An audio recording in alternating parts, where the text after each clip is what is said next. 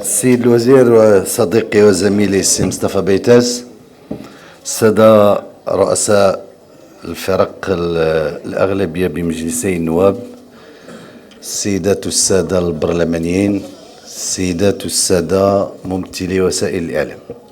أولا اسمحوا لي بطبيعة الحال أن أتقدم بالشكر للسيد رئيس الفريق الاستقلالي السي عمر حجيرة،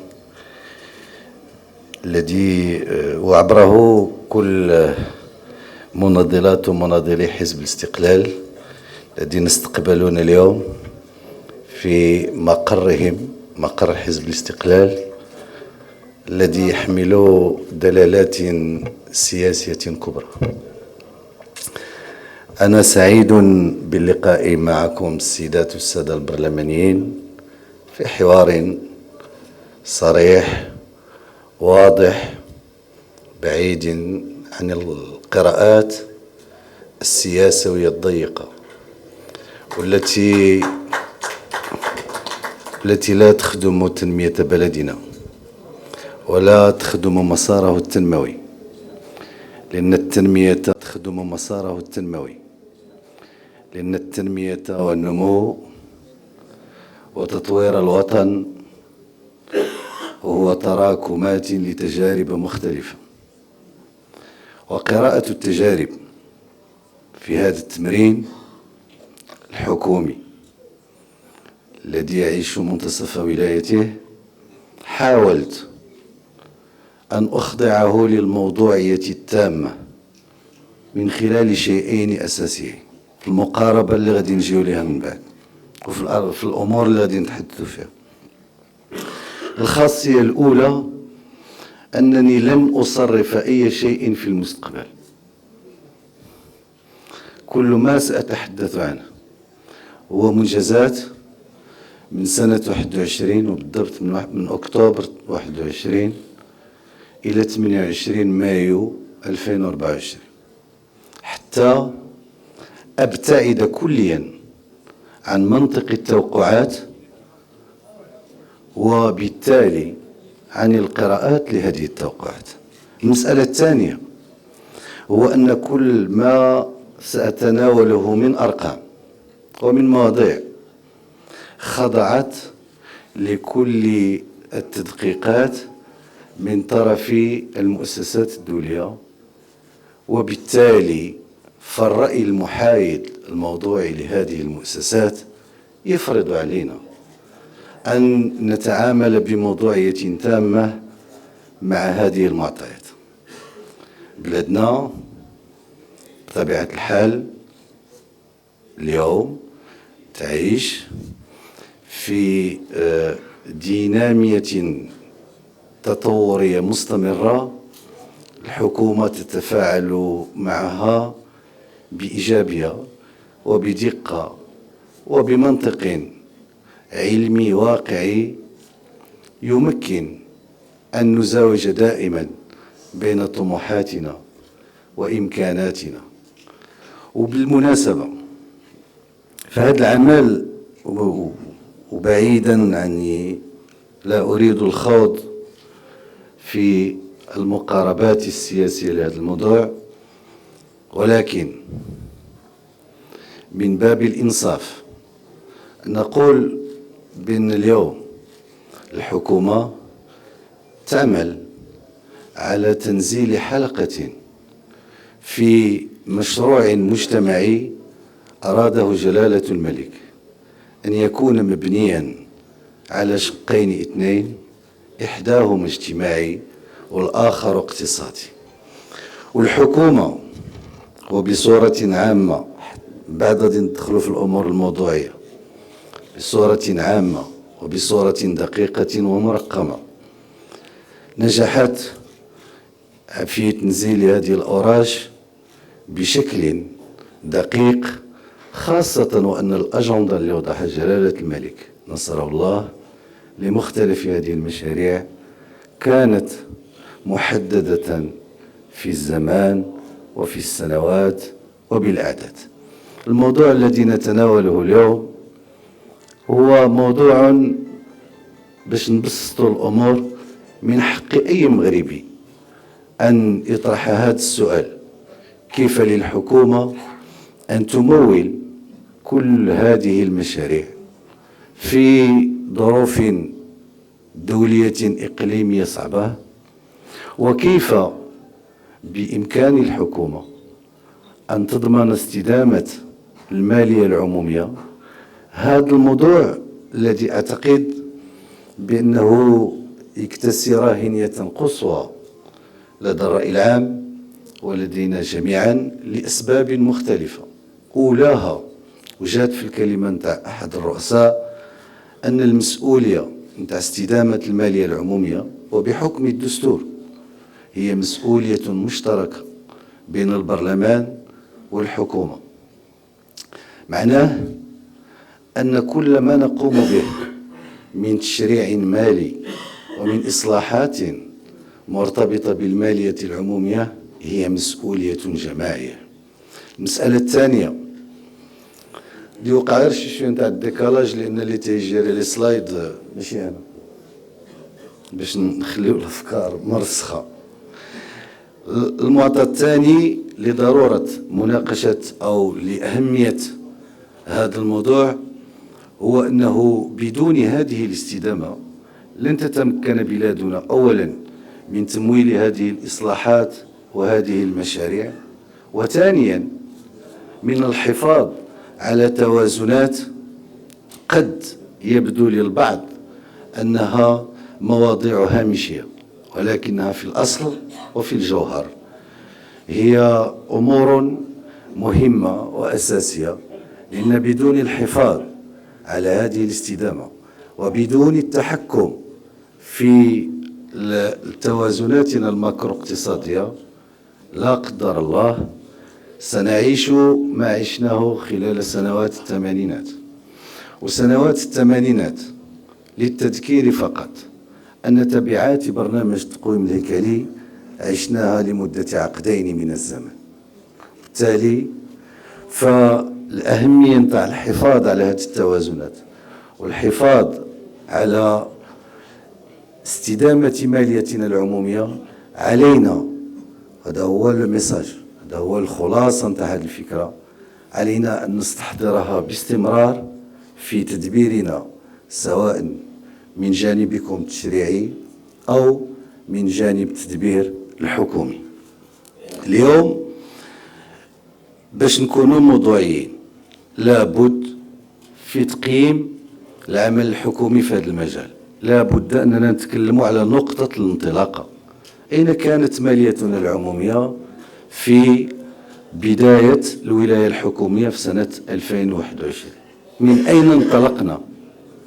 انطلقنا، وعلاش قلت بأنه كل ما سأتناوله لن أصرف أي شيء في المستقبل، ما غنديرش سوف، حرمتها على نفسي تحريما، غادي نصرف غير الماضي. كنا في واحد العجز مالي نتاع 7.1 صادق عليه البرلمان في القانون تاع التصفية وتناولته المؤسسات الدولية في مختلف تقاريرها. معناه أنه لا يمكن أن نختلف على أن العجز المالي في سنة 21 ما كانش 7.1، كان هو بالضبط 7.1. المديونية اللي انطلقنا منها في سنة 21 كانت في 72.2%. وباش نذكر بأنه بين سنة 19 و20 انتقلنا ب 12 نقطة نتاع المديونية لسبب بسيط. هذه الأرقام صرفنا الأولى 3 مليار تاع الدولار الخط الائتماني اللي عطانا لصندوق النقد الدولي لتدبير جائحة كوفيد. وهنا لا بد نفتح القوس أن الحكومة اليوم تتوفر على خط ائتماني في صندوق النقد الدولي ب5 مليار لم نلجأ إليه في أي لحظة من اللحظات. هادو سميتهم الأرقام والوقائع. في سنة 20 نهينا السنة بواحد المديونية نتاع 72.2%، وهذا الرقم أيضا تمت المصادقة عليه لا في القانون تاع التصفية نتاع هذه السنة المالية، وتناولته مختلف المؤسسات الدولية في التقارير نتاعها. إذن ما نناقشوش هذا الرقم، وبين سنتين عطينا لنفسنا الحق أننا نطلعوا المديونية ب 12 نقطة. وبالمناسبة وباش ترسخ عندنا الأفكار، أن نقطة نتاع البيب باش ما نديروش لي فيرغول نقولوا هي 11 مليار تاع الدرهم، كل نقطة بغيتي تزيدها 11 مليار تاع الدرهم إضافية. إذن هذه هي المنطلقات اللي كانت، زائد أننا في سنة 21 المؤسسات نتاع التنقيط كنا في انفستمنت جريد هبطاتنا، وبالتالي التنقيط نتاع بلادنا في سنة 21 هبط في التصنيف الائتماني. معناه أن هذه الصناديق نتاع أو المؤسسات نتاع التنقيط تتقول للعالم، للمؤسسات المالية ولسوق المال العالمي، على أن الأمور لا تسير بخير في مالية المملكة المغربية. هذا هو المنطلق، هذه 21، هذا هو العجز، وهذه المديونية، وهذا هو الديغراداسيون في لا نوتاسيون. هذا لو بوان دو ديبار. بالإضافة إلى هذا المنطلق، دائما هذه الحكومة جات لقات هذا الشيء، زادت لقات واحد الظروف دولية باش ما نبقاش غير في الفوكابولير، باش ما نبقاش غير في الإنشاء. كانت الحرب الجيوسياسية إلى غير ذلك. ما معنى الحرب الجيوسياسية؟ المنطقة كلها هي المعدلات النمو نتاع الشريك الأول نتاعنا هبطت حتى ل 0.4%. هذا أوروبا اللي تنتعامل معها أنا هبطت ل 0.4، ومعدل النمو العالمي هبط ل 3.2 في العالم. معناه أنه لما نتحدث عن معدلات النمو في هذه الفترة، ولما نتحدث على الارتباط نتاع الاقتصاد المغربي بمتغيرات أو لا بتبعات الأزمة العالمية، راه هو هذا اقتصاديا. ثم تضخم الذي نتحدث عليه بطرق مختلفة، ولكن كيخضع لرقم. المعدلات نتاع التضخم وصلت ل 15% في منطقة الشرق الأوسط وشمال أفريقيا. المعدل نتاعها في هذه المنطقة كان هو 15%. وللتذكير أنه في سنة 2020 راه كان 0.1%. وغادي نرجعوا لهذه النقطة مهمة وأساسية، باش ملي تنقولوا دي المعدل تاع التضخم في بلادنا كان هو 6%، وتم التحكم فيه في 6% نظرا للمجهودات اللي دارت الحكومة في مجموعة من المجالات، وغادي نرجع عندها بإسهاب. نعرف دائما بأن المنطقة اللي تنعيش فيها المعدل نتاعها كان هو 15%، وكذا هو الوضع اللي تسلم فيه السي عزيز أخ النوش رئاسة الحكومة وشكل الحكومة. هذا هو المديونية اللي لقى 72.8، وهذاك هو العجز اللي لقى، وهذه هي الظروف الإقليمية نتاع المينا اللي لقات الحكومة أمامها. إذن في هذا الإطار الحكومة كان خصها تجاوب على معادلة دائما أصفها بالصعبة تفاديا باش ما نقولش مستحيلة.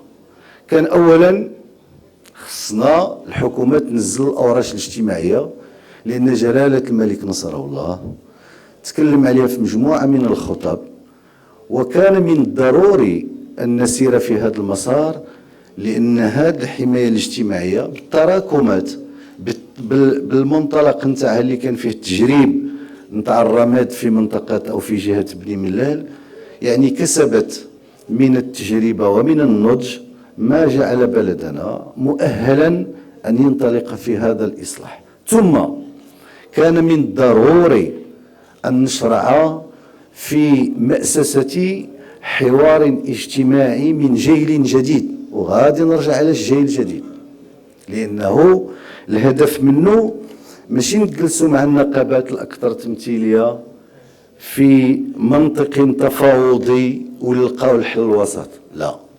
المقاربة كانت هي أن نعالج أوضاع الطبقة المتوسطة، وأنا غادي نرجع للأمور.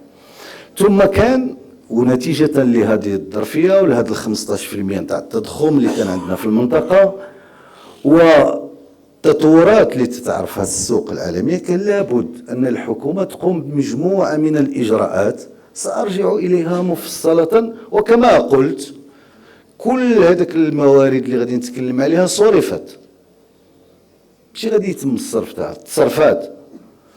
الزرع سوا 10 المليار تاع الدرهم، ها هو الفاتوره نتاعو بالضبط 9 المليار و890 مليون الفاتوره نتاعو. والا غادي نرجع. ثم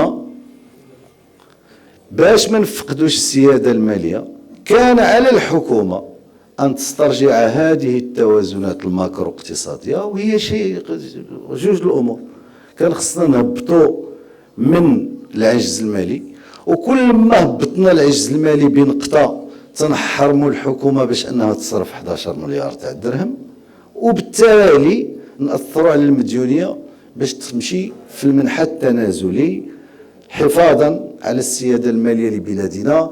وغادي نرجع في الاخير باش نشوفوا بان هذه المجهودات اللي تمت خلال هاد السنتين ونصف مكنت بلادنا من استرجاع هذا والتنقيط الى غير ذلك.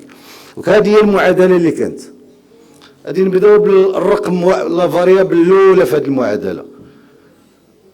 كان حدانا التغطيه الصحيه الاجباريه لامو، وغادي نرجع لذاك الرقم نتاع واش 18 مليون 10 12 الى غير ذلك، غادي نرجع ليه بالتفصيل الممل. اليوم عندنا 3.9 المليون اسره فقيره كتستافد من التغطيه الصحيه.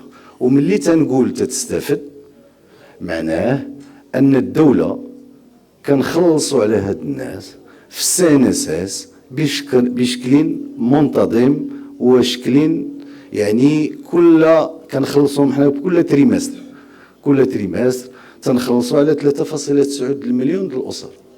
كنضربوها في الخلاص السميك وكيجي المونطون للسنساس. ثم كاين الدعم الاجتماعي المباشر، وحنا غادي نخلصوا هذا الشهر عندنا 3,778,000 أسرة بالضبط التي تستفيد من هذا الدعم، أي ما يناهز، لأن هذا الدعم مبني على الأطفال اللي كاينين عند كل أسرة، وبطبيعة الحال الأسر اللي ما عندهاش الأطفال أننا دزنا ل 5.2 المليون طفل وطفلة اللي كيستافدوا من هذا الدعم، وبطبيعة الحال كتستافد منه الأسر. التكلفة نتاع هاد لا فاريابل الاولى في هذاك المعادله اللي حطيت في الاول 35 مليار في 24 هذا العام، والارقام موجوده ونقدروا نستعرضوها، وغادي نستعرضوها ان شاء الله في منتصف السنه الماليه امام لجنتي الماليه بمجلس بالبرلمان. غادي الدوله خلصنا 35 مليار. وفي سنه 26 لاننا غادي نراجعوا، لان داك الشيء نتاع التعويضات العائليه غيطلع، غادي نكونوا في 40 مليار سنه 26. معناه اننا الا بغينا نحافظوا على الاستدامه نقولوا بان الدوله خصها تقيد في واحد لاكولون تاع الخلاص نتاع النفقات 40 مليار، ستلقى 40 مليار باش تخلص هاد الزوج الحاجات. وغادي نرجع لهذا الرقم اللي بغيت، الذي اسال العديد من النقاش، لا أريد أن أصفه كما وصفت مداخلاتي أنا والزميل تاعي السبيطاس في البرلمان، ما ننزلش لهذا الوصف. العدد المستفيدين ما عمر كان 18 مليون، ما عمر كان. وأنا باش نتفادى وباش نوضح هذا الأمر، لأن هذا الدوكيمون أنا غادي نفرقه اللي همو ياخذوا وينشروا، مشيت للانام وجبت تاريخ نتاع الرماد كل عام شحال تقيدوا من 2012 ودرت 2012 بالضبط، تقيدوا 2,6 في 2012. ولكن الناس اللي كانوا كيستافدوا بالبطاقات يلا 940,000. دونك من بعد جاو 3 الملايين ولا التراكم هو 6 الملايين، ولكن كاين غير 2 الملايين و4 اللي عندهم البطاقات. واحد غير قيد لان تسحب له ذاك الرميد، ويمكن قالوا له شي وعد غادي يدي شي حاجه ما لقاهاش، مشى. واحد تحسنات الاوضاع نتاعو ومشى. اللي مهم واساسي العدد المستفيدين لم يتجاوز في اي وقت من الاوقات في سنه 21 11 ملايين. ونهار جينا حنا باش نترونسفيريو لا باز للسي ان اس اس لقينا 10 الملايين فاصله 695 الف. وانا بغيت نتسائل معاكم، كيفاش الحكومه وجلاله الملك نصره الله تيقول لنا يا ودي عمو التغطيه الصحيه، وغادي نجيو حنا عند واحد الشريحه اجتماعيه ونقصيو فيها النص؟ بغيت نفهم هذا المنطق. علاش؟ اتساءل وبغيت الجواب، وما كرهتش يكون فيه نقاش مباشر. دونك ها الارقام، هذا هي الوكاله نتاع التامين الصحي اللي تتقيد الناس في الرماد من تاع تحت. دونك ها هما الناس اللي مسجلين اللي كيجيو كل عام يسجلوا لسبب من الاسباب، وها الناس اللي التراكم نتاعهم هو 18 مليون، ولكن العدد نتاع الناس اللي كانت عندهم البطاقه وكيستافدوا من خدمات الرماد هو 10 الملايين و695 الف و969. واللي عنده شي رقم اخر يجيبو، ما عنديش اشكال. وباش ندير منطق اخر باش نصفيو هذا الحساب، لان ولا بد نافونسيو، ما يمكنش نبقاو نناقشوا 18 12 14 الى الابد. دابا العدد الاسر نتاع المغرب هو 11 الملايين فاصله 5، وإلا ضربتيهم في 3.2 تلقاو 40 مليون. ياك هذا هو العدد الاسر. شنو كاين شي كاين فهمت مزيان؟ هاد الاسر فيهم اليوم 2 الملايين كاينين عند الكنوبس والسي ام ار، هذا الحساب الموظفون والمتقاعدون 2 ملايين الاسر. وكاينين 5 الاسر بالقطاع الخاص فيهم لي سالاري ولي روتريتين تاع السي ان اس اس. عاود هادو راه بالسميه محمد وحمد عنده اما سالاري واما روتريتي، ها 7 الملايين. هادوك الاجراء اللي عندهم المهن الحره هو 700 الف. دونك شنو اللي بقى في ديك 11 ونص؟ انا نديرو الحساب الخشيبات 2 زائد 5 هي 7 الملايين، زائد 700 الف هي 7.7، بقات 3.8 الملايين الاسر هي اللي حولناها من الرماد للسناسس، هي 40 مليون نتاع سكان المغرب. هذا هو دوك انا جبنا الحساب ديال الرماد نتاع لانام من الاول، وجبنا الحساب نتاع عدد الاسر، وكثر من هذاك. قلنا ملي حولنا الناس في بدايه سنه 23، ملي حولناهم في سنه 22 في ديجمبر للسنساس، قلنا لهم عندكم عام باش تجددوا التسجيل نتاعهم، وفي 23 وبعد نهايه المهله اصبح العدد هو 3.8 المليون ونص. ما كيسمعونيش انا؟ لا كيسمعوا. 3 الملايين فاصلة 8 المليون اسره اللي هي حوالي 10 الملايين تاع المغاربه.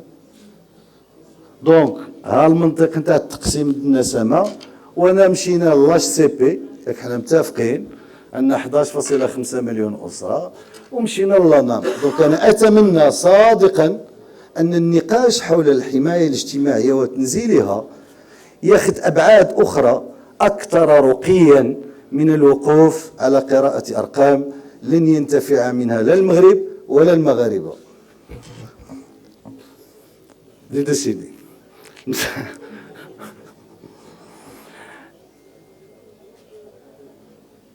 دابا راه حنا دائما في لا فاريابل الاولى نتاع ليكواسيون، هي اننا ننزلوا الاوراش الاجتماعيه.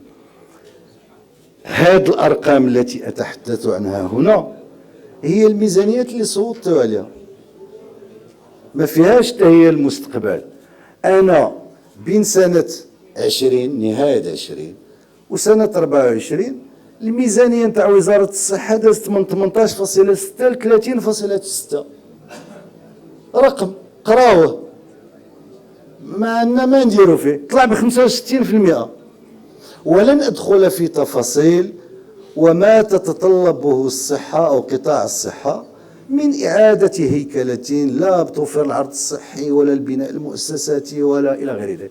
ثم التعليم انتقل من 55.6 ل 73، طلع بالثلث ب 33%. إذا الحكومة كان خاصها تدخل الناس تاع الرماد، كان خاصها تخلص الأمورات نتاع الإعانة المباشرة ل 3.9 اللي هي 40 مليار، وتطلع هاد الميزانيات.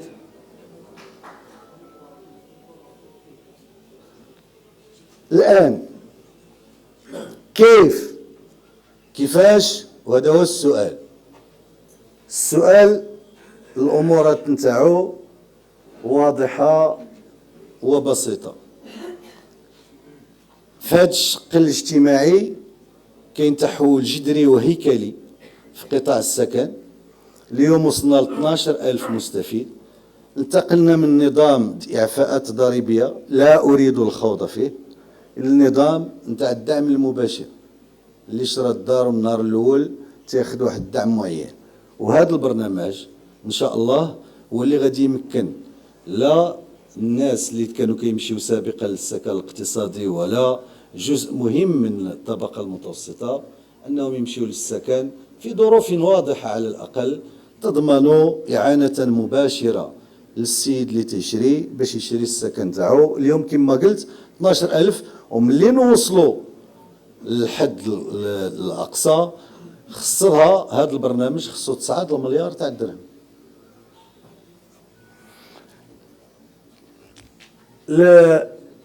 الحوار الاجتماعي كما قلت، يعني واسمحوا لي زمان نقول لكم هذا الامر، لان هذا الجانب المهني يعني درت فيه سنوات، عايشت مختلف الحوارات الاجتماعيه.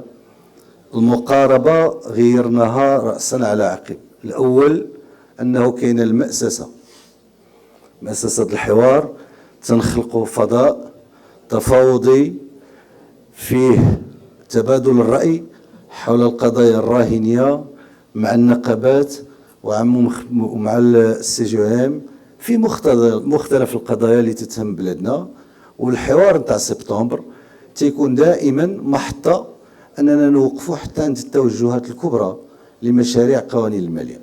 والمسألة الثانية اللي جديدة في هذه المسألة كما قلت، بأنه بشكل إرادي كان لابد بعد غياب يعني حوار اجتماعي أو تفعيل لزيادة في الأجور دامت أكثر من عقد من الزمان، كان لابد أن هذه الطبقة المتوسطة أنها تستفد من يعني زيادات مهمة.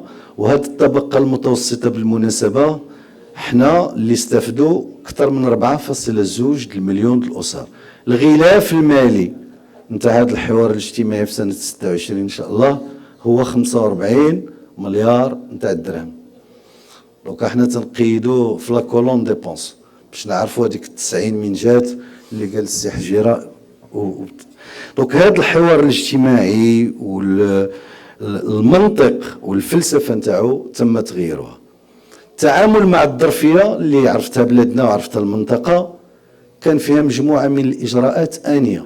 بين 22 و 23 صرفنا 64 مليار نتاع الدرهم في مقابل وهذا هو الاساس 41 مليار نتاع الدرهم اللي كانت مبرمجه في قانون الماليه. معناه ان الحكومه اضافت 23 مليار درهم اضافيه في المقاصه باش يبقى الثمن الخبز في المستوى نتاعو، باش يبقى الثمن القمح هو 270 درهم، وهو اللي تيضمن الخبزه بدرهم فاصله 70. هو اللي خلى الغاز بيوتان يبقى في الاثمنه المستقره، ولو ان الطن داز 1200 دولار الى غير ذلك. معناه ان كان مجهود هذا مجهود تكونسومات 64 اللي تنهضر عليها تكونسومات في 23، احنا في 24 دابا 64 مليار. الامور بالنقل وباش نحافظوا على الاثمان كما تعرفون 7.8 المليار تاع الدرهم اللي مشات. المكتب الوطني للكهرباء والماء الصالح للشرب في عامين باش الفاتوره نتاع الماء والكهرباء تبقى مستقره وما تزادش ب 200% كيف بعض الدول من بينها هذيك اللي غنضموا معها كاس العالم، 9 المليار في سنتين. وفي الاسبوع المقبل ان شاء الله قد تكون عندنا الفرصه لمناقشه مرسوم اللي غيجيب 4 المليار اضافيه للمكتب الوطني للماء الصالح للشرب، حفاظا او اقرارا من الحكومه على ان الاثمان تاع الكهرباء لن تعرف اي تغيير في المستقبل، وبالتالي الحكومه خصها تضخ 4 المليار اضافيه في المكتب الوطني للكهرباء والماء الصالح للشرب. ثم المواد الفلاحيه والمنهجيه اللي سلكتها الحكومه. انا ما نتحدثش على الارتفاع اللي كيان والوقوف عند الارتفاعات، انا قلت مرارا بان ما كاين حتى شي اجراء اللي يرجع الانفلاسيون زيرو، ما كاينش غير الاختيار. واش نتحملوا التضخم كيف تحملته دول المينا واللي المعدل نتاعو كان 15، او لا نضخوا هذه الاموال في امور محدده اللي تمكن اننا نهبطوا التضخم الى حدود في معدلات نتاع هذه الفتره كلها هي 6%.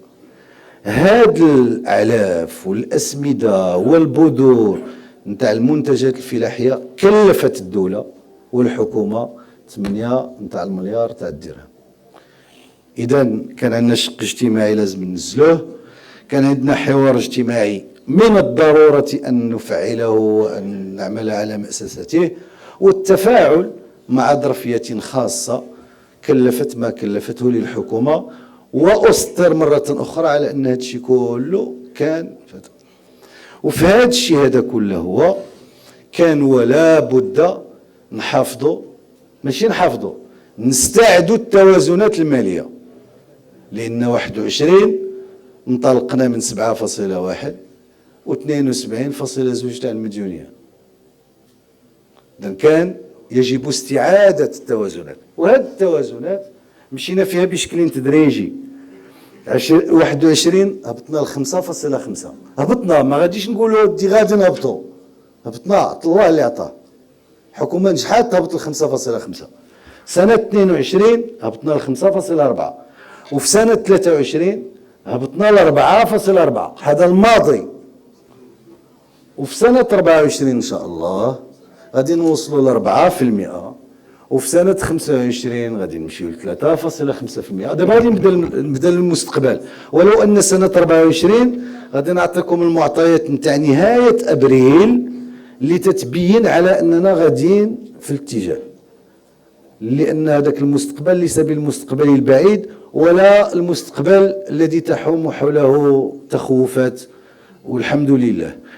الآن في 25 خصنا نهبطوا 3.5، وفي سنة 26 نهبطوا ل3، ونخليو الظروف المالية نتاع بلادنا سليمة، ونسلموا المشعل لناس يجدون 3% عوض 7.1% وصافي.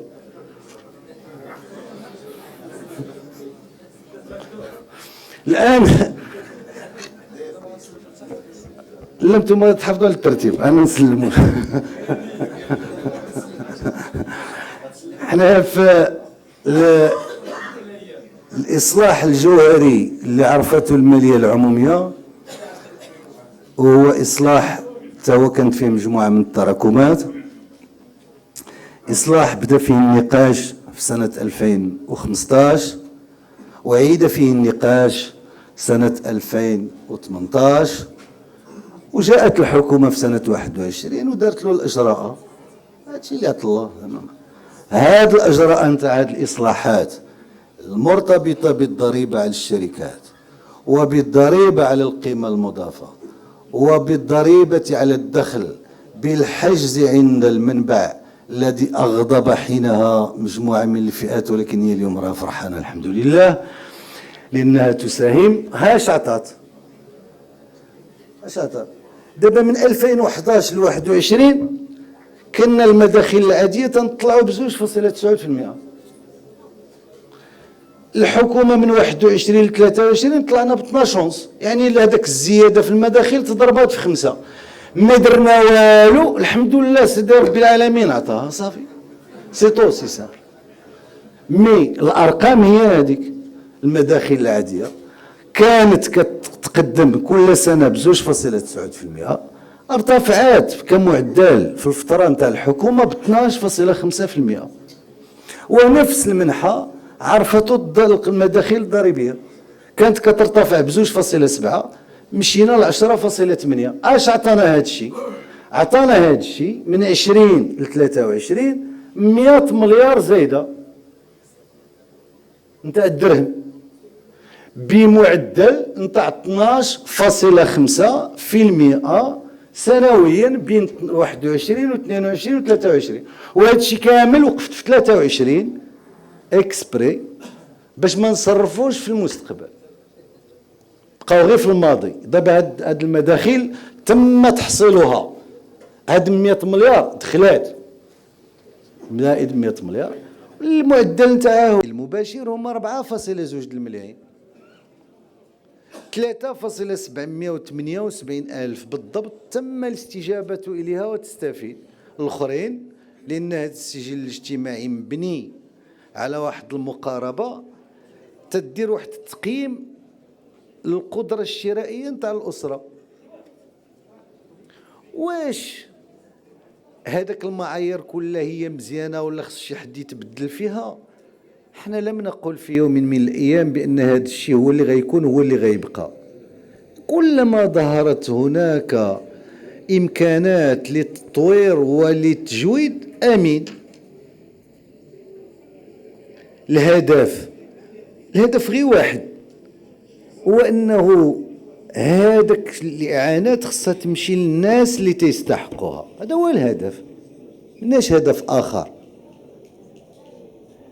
واش في هاد 3.7 الملايين ما كايناش بعض الآلاف اللي خاصها تعالج الموضوع نتاعها؟ كاينه،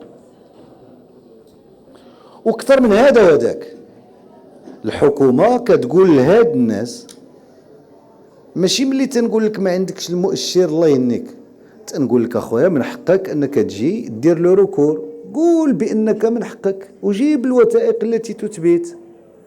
وباش نرجع للموضوع، قلنا في هذه الفتره الانتقاليه كاع اللي عنده لاكارت نتاع الرميد وعنده مرض مزمن يمشي يداوي في المستشفيات العموميه بدون اي حرج، ما ينتظر لا مؤشر لا اثنين. دونك الاختيار استراتيجي.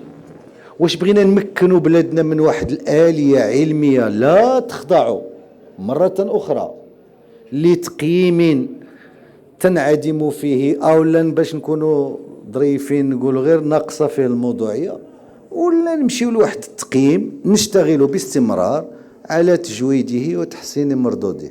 دونك باش توضح الأمور، لأنه إلا بغينا واحد المشروع اللي تهم الثلثين تاع المجتمع المغربي نوقفوا على الحالات الاستثنائيه ونجيو نقول لك اودي انا راني تلاقيت واحد ولا وحده وعاود لي وتألمت، هذاك الشيء راه كاين وغيكون وغيبقى. الان فيما يخص التشريعات هي في الامانه العامه، وانا متفق بانه الا ما تمش الاصلاح، ماشي الا ما تمش، خص هذا الاصلاح نتاع المنظومه الصحيه يمشي بسرعه باش يواكب هاد الوتيره نتاع الولوج الناس للصحه. واعتقد بان الامور تسير في الاتجاه الصحيح، خاصه وان تحصيل العرض الصحي لا بالاعاده الترميم نتاع مئات المستوصفات والمستشفيات المحليه، ولا بناء المنشآت الكبرى نتاع المستشفيات الجامعيه.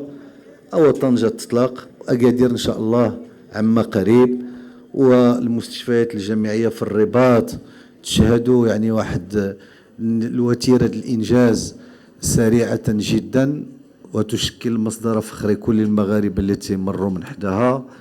وبالتالي ملي نمكنوا كاع الجهات من المستشفيات الجامعيه وتحسين المستشفيات الاقليميه، اعتقد بان هذا العرض الصحي غادي يبعدنا على المقاربة اللي كنا دائما تنفصلوا بها الصحة العمومية والصحة الخصوصية، ونوليو نتحدثوا في بلادنا على صحة تهم المواطنة والمواطنين. هذا هو اللي خصنا نتحدثوا عليه ونوصلوا ليه الضريبة. وهنا لابد نفصلوا شي شوية. أولا، رغم المجهودات، شنو هو المقاربة اللي كانت في الإصلاح؟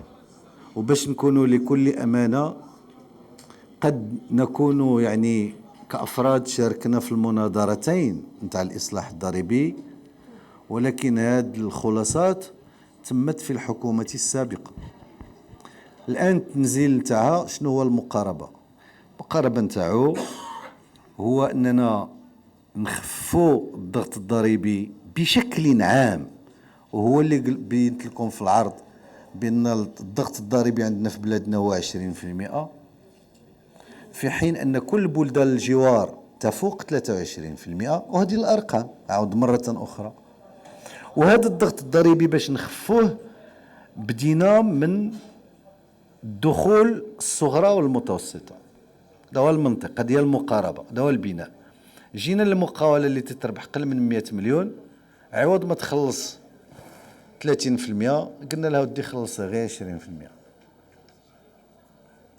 قلنا يا ودي المقاولات اللي كتربحوا بزاف غادي تمشيو من 30 ل 35، وغادي الاخرين اللي كانوا في 35 اللي تيشتغلوا في سوق المال غادي تمشيو من 35 ل 40. هذا هو المقاربة تاعنا. نفس الامر عملناه في الضريبة على القيمة المضافة، اننا وحدنا الاسعار. اولا باش ما نخلقوش البيطوار. هذا البيطوار لوحده تيكلفنا 16 17 مليار سنويا. وهذا المتاخرات هذه راه غير ما بغيتش نرجع عندها عاوتاني باش ما نصرفش في الماضي. هذه راه واحد التيفيا تكلت وخصها ترجع للناس نتاعها. ودرنا الحجز في المنبع، والحجز في المنبع لسبب بسيط باش نتكلموا بالوضوح. هذاك الناس اللي كان كياخذ التيفيا وما تيسلمهاش للدوله، دابا حيدنا عليه العيب نتاع انه ياخذها بلا ما ياخذها. الدوله تاخذها ديريكت، ياك بغى غير وكان هو خصو ياخذها ويعطيها للدوله. قلنا لهم لا، ما تعذب راسك. وباش نتكلموا على الافاق، اعتقد شخصيا ان المجال في توسيع الوعاء الضريبي مازال متاح. والضريبه يعني بالتعريف الابجدي نتاعها، اللي تيخلص الضريبه هو اللي تيربح الفلوس. والتوسيع نتاع الوعاء عنده غير واحد المعنى في التعريف نتاع الضرائب، هو انه الحكومه تدير الاجراءات باش السيد اللي تيربح الفلوس وما تيخلصش خصو يخلص شي حاجه. وهذا حتى الا ما بغينا شيء نجتهدوا ضريبيا، راه الدستور راه كل مواطن خصو يساهم حسب قدراته. وكهذه فرصه ايضا باش نصلحوا واحد الخطا يرتكب دائما. بعد نفهموا لانه تنخلطوا بين الفقر وبين الضعيف وبين الضريبه. راه المغرب كله 300 ألف مقاولة اللي تتخلص الضريبه، ما تنتحدثوا لا على فقر ولا هم يحزنون. وبالتالي باش نرجع للمسألة نتاع واش نخلقوا الثروة، هل نحن بصدد خلق الثروة أو بإعادة توزيعها؟ أعتقد بأن إعادة توزيع الثروة يتطلب جرأة أكبر بكثير من خلق الثروة، لأن الثروة كتخلقها باستثمارات، بإمكانات، بمصاحبات، بسياسات قطاعية. ولكن توزع الثروة، تاخذ 5% للناس اللي تيربحوا وديرها في الصندوق نتاع الدعم الاجتماعي، وتفرق 25 مليار على الفقراء، واللي هادوك الناس يستحقون أكثر، هذا هو اللي خصو الجرأة. وتمشي عند السوق المالي وتقول له ما غدوش الخمسة وتبقاش في 35، خصك تمشي ل 40%. هذا هو اللي خصو الجرأة السياسية، وهذا هو اللي خصو، لأنه سهل تبقى في لازون دو كونفور وتبعد على الاصطدامات، ولكن ملي كتمشي للاصطدامات هو اللي كتخصو الجرأة. وباش نختم نتكلم على القطاع الغير المهيكل، أعتقد بأنه احنا غادي ننهيو الإصلاحات الضريبية إن شاء الله برسم السنة المقبلة، أولا بإصلاح يرتبط بالحوار الاجتماعي، هو إجراء تاريخي غادي تذكروا، لأننا غادي نفصلوا بين الدخل نتاع الأجراء وبين الدخل نتاع العمل الحر. لأول مرة كنقولوا دي الأجير تنديروا له الاقتطاع في المنبع، وخا حتى الشيء الآخر غادي نمشيو ليه ضرورة حتمية. كنقولوا له الديكان لابد أننا نخفضوا الجدول، وهذه فرصة باش نتقاسم معكم هذه المبادئ هي اللي غادي تجي في قانون المالية. ثم أننا غادي ننهيوه بإجراءات تهم القطاع الغير المهيكل، واللي أساسي مهم في المقاربة إن شاء الله لتتهيئها الحكومة. احنا نعمل من أجل مواكبة القطاع الغير المهيكل حتى يصبح مهيكلا ويخلق ثروة أكبر وصاحبه يربح أكثر. هذا هو الطريق اللي غادي نبنيو فيها. ماشي بغينا نشوفوا القطاع الغير المهيكل باش نوسعوا غير الوعاء الضريبي، لا. احنا السيد اللي كيخدم في قطاع غير مهيكل اليوم أكيد أنه ملي يدخل القطاع المهيكل خصو يربح 10 باش ملي يخلص واحد تبقى له 9. هذا هو الإصلاح اللي غادي نجيبه لكم إن شاء الله. ونختم بموضوعين أنا أعتقد بأنه ما كاينش فينا اللي ما عندوش في العائلة نتاعو القريبة والبعيدة مثل هذه الوضعيات. مهما عملنا ومهما اجتهدنا ومهما تضافرت الجهود ما غاديش نحلو، أو ما غاديش نكونوا رجعنا لذوي الإعاقة أو لذوي الاحتياجات الخاصة حتى واحد الجزء مما يستحقونه من اهتمام. الحكومة اليوم باش نرفعوا اللبس، أولا الأطفال اللي في الاحتياجات الخاصة دارت لهم تمييز في المنحة اللي كيتوصلوا بها، فرقاتهم على الأطفال اللي هم في صحة جيدة، وهذا هو اللي تيمكن بطبيعة الحال ماشي باش يحل المشكل الأسرة، ولكن يعطيها هوامش لتجيب عن حاجيتها. ثم الموضوع نتاع البرامج المواكبة لهذا الدعم اللي كانت كديرها الوزارة الأسرة واللي كديرها الوزارة الأسرة بتنسيق مع القطاعات الحكومية الأخرى لن تمس في أي شيء. معناه أن اليوم هذيك البرامج الخاصة بالقطاعات اللي كانت كتمشي لذوي الاحتياجات الخاصة سواء في مواكبتهم أو في تمكينهم من الإدماج الاجتماعي وبالتالي الاقتصادي ستواصل مسارها، بل بالعكس خصها تعزز.